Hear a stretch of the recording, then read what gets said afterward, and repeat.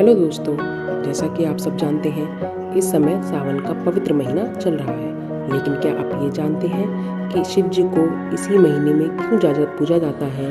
क्यों सावन का महीना इतना ज़्यादा पवित्र माना जाता है? क्यों कांवर इसी महीने में लाई जाती है? और कांवर का क्या मतलब होता है? और कांवर को सबसे पहले कौन लेकर आया था?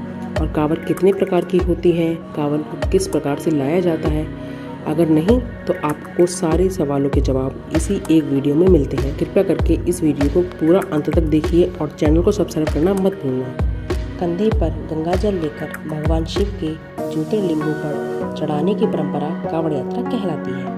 कहते हैं यह भक्तों को भगवान शिव से जोड़ती है। महादेव को प्रसन्न कर मनवांछित फल पाने के लिए कई उपायों में से एक उपाय कांवड़ यात्रा भी है, जिसे शिव को प्रसन्न करने का सहज मार्ग माना गया है। वैसे तो कांवड़ शब्द के कई मायने हैं। एक अर्थ यह भी है कि का यानी ब्रह्मा विष्णु महेश और जो उनमें रमन करे वह कांवड़िया।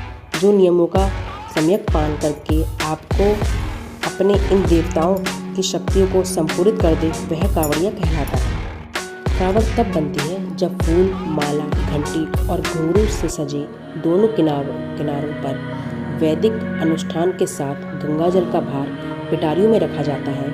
धूप दीप की खुशबू, मुख में बोल बम का नारा, मन में बाबा एक सहारा, भोलेनाथ कांवर से गंगाजल चढ़ाने से सबसे ज़्यादा प्रसन्न होते हैं। इसके पीछे मान्यता यह भी है कि जब समुद्र मंथन के बाद 14 रत्नों में विष भी निकला था और भोलेनाथ ने उस विष का पान करके दुनिया की रक्षा की थी।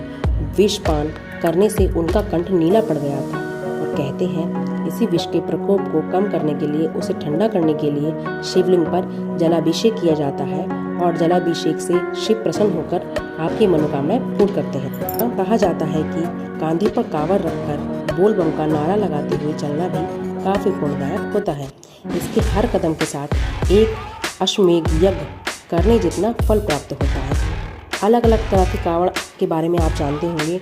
आइए हम आपको विस्तार में बताते हैं कि कांवड़ कितने प्रकार की होती हैं और उनमें क्या क्या खास बात होती है। जैसे कि पहली होती है सामान्य कांवड़।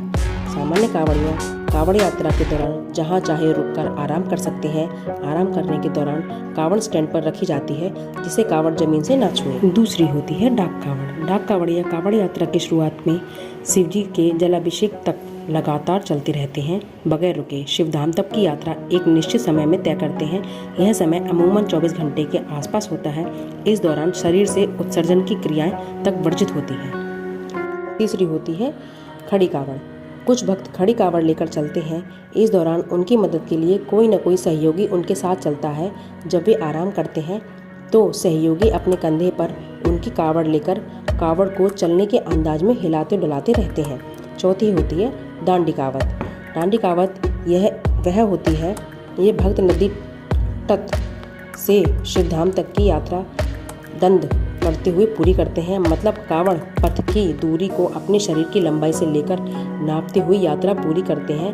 यह बेहद मुश्किल और इसमें 1 महीने तक का वक्त लग जाता है। इस यात्रा में बिना नहाए कांवड़ यात्री कांवड़ को नहीं छूते। तेल, साबुन, कंघी की भी मनाही होती है। यात्रा में शामिल सभी एक दूसरे को भोला, भोली या बम कहकर ही बुलाते हैं। कहते हैं पहले कांवड़िया रावण थे। मर्यादा पुरुषोत्तम राम जी ने भी सदाशिव को ही कांवड़ चढ़ाई थी। आनंद रामायण में इस बात का उल्लेख मिलता है कि भगवान श्री राम ने कांवड़िया बनकर सुल्तानगंज से जल लिया और देवगढ़ स्थित वैद्यनाथ ज्योतिर्लिंग का अभिषेक किया।